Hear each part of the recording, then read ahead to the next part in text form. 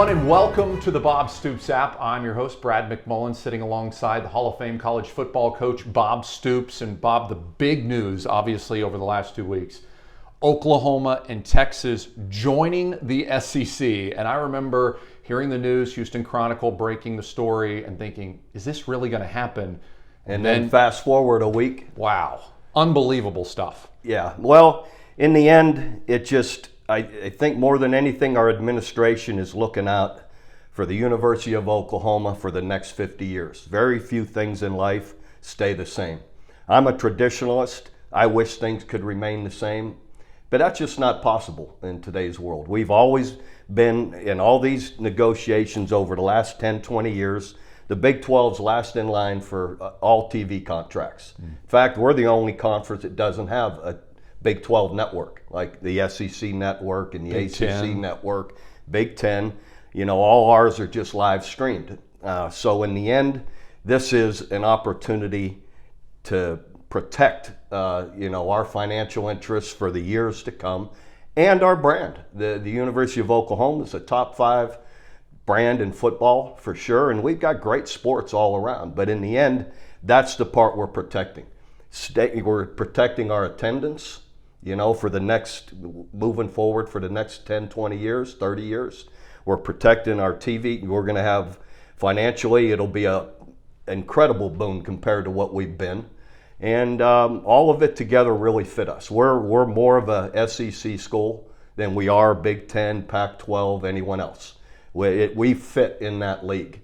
And if we weren't to do it, and say, for instance, 2 other schools did, and that was it, they weren't taken anymore, who knows now how this is going to hurt our brand of football.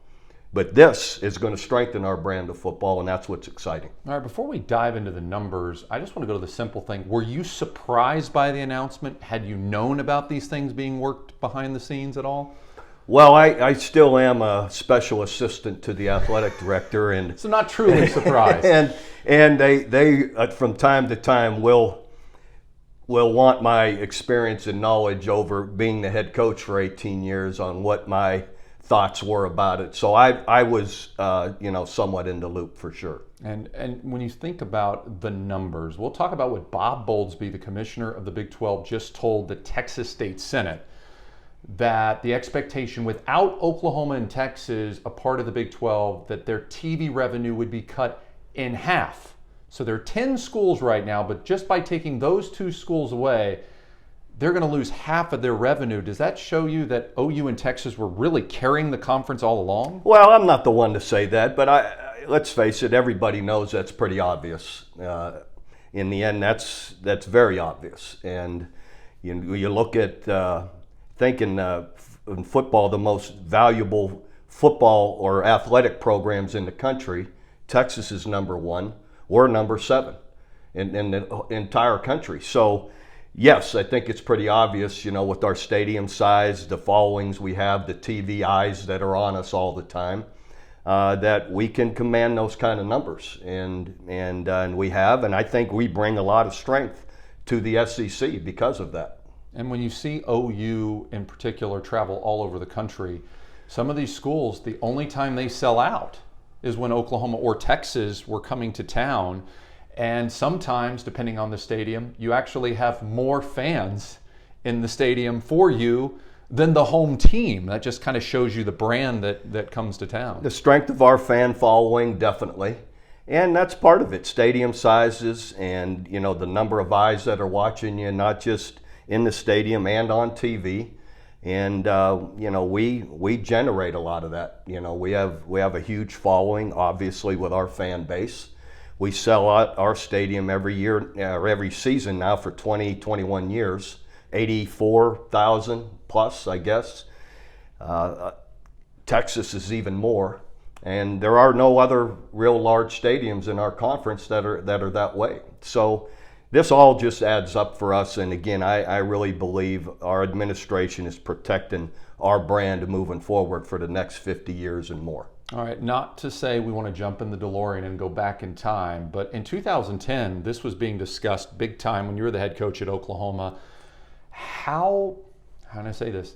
How close were we coming to joining a different conference 10 and 11 years ago? Well, there were serious conversations, so it was a definite possibility. And at that time, had there been a move, Oklahoma State with us was a possibility with that, and was likely. Now, though, the landscape has all changed. TV's contracts have changed. Other teams have joined other leagues, and it becomes a lack of space and opportunity now. We wish it could have happened that way, but it's just not possible in the way the landscape is today. And I'm the first one to say Oklahoma State has a great athletic program. They've been a top 20, 25 football team for a decade now, probably 10 years or more. And you look at all their sports are good. Right. And I hate it, to be honest with you, because I'm in the state of Oklahoma. I really enjoy Oklahoma State and follow them in all the other sports, and I do in football. Mike Gundy's a close friend of mine, and I root for him all the time, other than with us.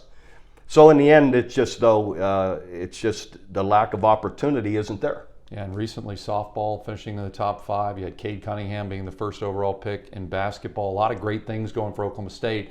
And from what we're hearing now as it's unwinding, Oklahoma tried to push for Oklahoma State to be a part of this, but there was just not interest on the other side to have Oklahoma State in the SEC. Definitely. We've always have and wished it could have worked that way, but we don't always get the say-so that we want. In the end, these other conferences can dictate what's the possibility is and what isn't. And if you don't want to take it, then be careful. Moving forward, then you may not have an opportunity in the future. I think the interesting piece for me was there were so many benefits to leaving the Big 12 and going to the SEC. It wasn't just about money, and I think the university president has made that clear, the athletic director has made that clear. There were a lot of pieces, and I think one of the big ones, these 11 a.m. kickoffs, and you talked about it just at the beginning. When you're last in line as the negotiating power for TV networks, you don't really have much might in the room of being able to say, this is when we want to play.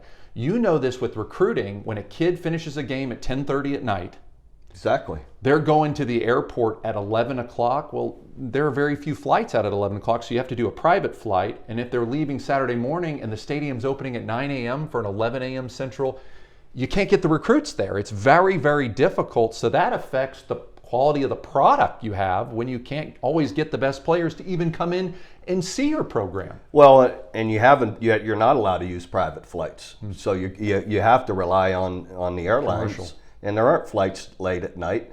If they leave first thing in the morning, sometimes they have to connect to get there. And even if they are coming direct, it's almost impossible to get here by 11 o'clock. So it definitely, the early games hurt you in recruiting. And really don't believe our fan base is wild about them. They'd like to, take their time getting to the stadium and have some tailgating and walk around the campus and enjoy their day and then go into the stadium. And again, I think they're protecting. We went through a year where we didn't have the stadiums full. You hope they come back. Some people may say, hey, you know what? I like sitting on my couch watching the game, being able to go to my fridge back and forth and not have to fight a crowd. And again, when you have a stadium size of near 85,000, you have to protect that. That's a big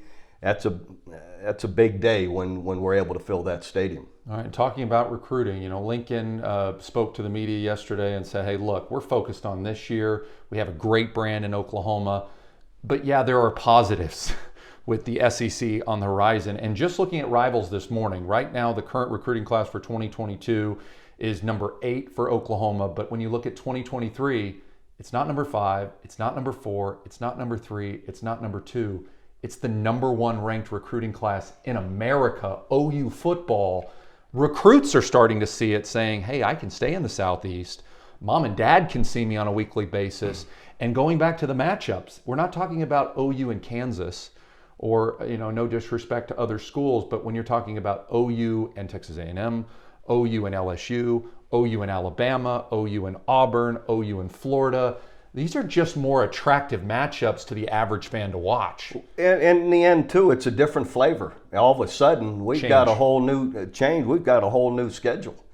which is exciting. And you're talking about a lot of quality football, of course, and different brands. And we get to travel to those stadiums as well, which is exciting.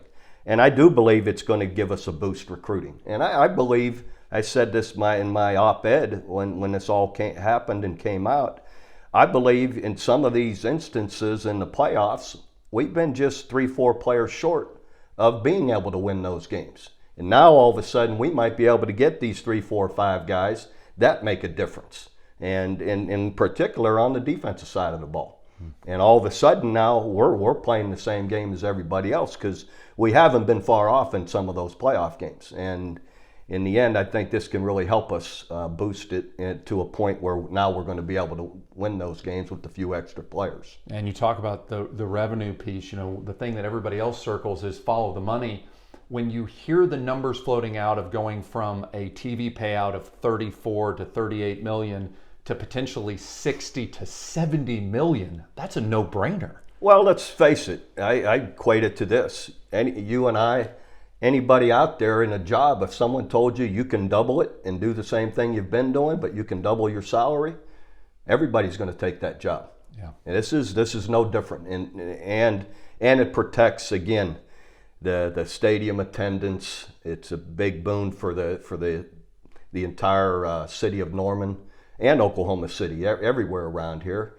And again, that's a major payout when you look at that TV contract. Yeah, ripple effects all throughout college football. How do you feel the additions of Oklahoma and Texas are going to affect the other conferences? Do you think they're going to stand pat, or do you think we're going to get smaller and bigger, if you will, in conference sizes? I would anticipate other conferences adding, hopefully some of the teams that are throughout the Big 12 and elsewhere. I don't believe it's going to stop. Rarely does anything. I think people will continue to manipulate and morph into bigger conferences. And I know that OSU fans, OU fans alike would love to see Bedlam. I'd like to remind everybody, for many, many years, Oklahoma and Texas were not in the same conference. And they still found a way to play every single year. The OU administration wants to play that game. They want to continue Bedlam. But as a football coach, you're sitting there going, OSU's really good. The SEC is really good.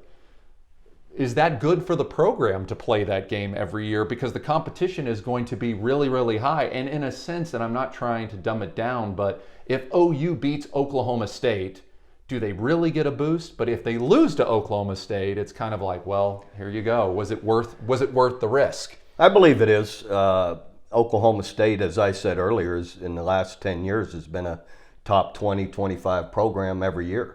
So you're always going to get a boost if you beat a team that's ranked.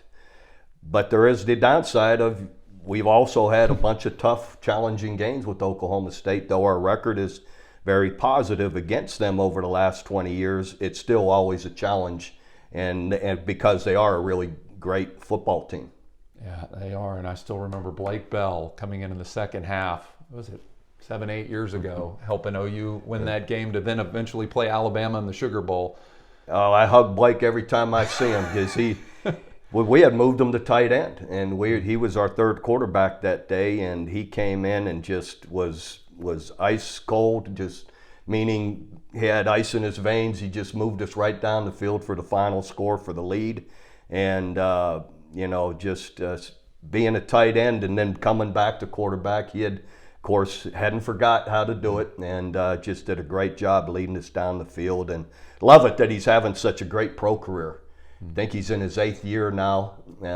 He won a Super Bowl with Kansas City, and I got to admit, he gives me a hug every time he sees me too by me moving him to tight end, because I don't know that he'd be in the NFL as a quarterback. So it was a good move for everyone. Yeah, no doubt. I think the good news is the blueprint is there for great teams in great conferences to maintain their traditional rivalry. You've got Georgia playing Georgia Tech. You have South Carolina, obviously, continuing to play North Carolina. You have Clemson continue to play their rivals. And again, South Carolina. And you go back again and knowing OU and Texas played when they were not in the same conference before joining the Big 12. My hope is that we're still going to be able to see Bedlam. Hopefully, but that'll just, until everything's settled, we'll see. I don't think anyone can really predict that at this time anyway. Now, speaking of predicting timing, right? So it looks on paper like this would start in 2025. But you hear all these rumblings of things going behind the scenes, if the Big 12 is going to be around, if the Big 12 is going to be expanding. Could this happen next year? Could it be the following year? What does your gut tell you about timing? I don't think we really know until we know what maybe the future is for some of the other teams in our league. Some, if they're going to move to a different league, may have to move sooner. So I'm sure, and I'm not in those high-powered meetings where that is going on what the timing of it all is. But I know we're committed to, moving through our contract through 24, 25. But again, if things fall apart ahead of that, it may be sooner. Last question to discuss on this. How do you think they're going to break up the conference in the SEC? Do you think, you've seen lots of things where there's 2, there's 4 divisions. How do you think that's going to go? My feeling, and I haven't been in those meetings and I haven't been told, I would guess it would be with 16 teams, it'd be pods of 4. That would be my guess how it's similar to the NFL. Who would you like to see in the OU pod? Well, I think you automatically start geographically, and so that would be Texas A&M, us, and Arkansas is the closest, and those are all some good rivalries in one pod. It could be fantastic. Again, please don't take it that I know. Yeah. That is my guess. Exciting things to come. Again, the big news at Rock College football and the ramifications could last for months and even years down the road. Oklahoma and Texas joining the SEC. A quick reminder, if you haven't done so already, you can enter to win to have lunch with Coach Bob Stoops. Sit down with Coach, ask him questions yourself, get his insight and thoughts on players and games, all of those great things. Again, enter to win right here inside the Bob Stoops app. And for more videos and interviews, just click on our video link as well. For the Hall of Fame football coach Bob Stoops, I'm Brad McMullen.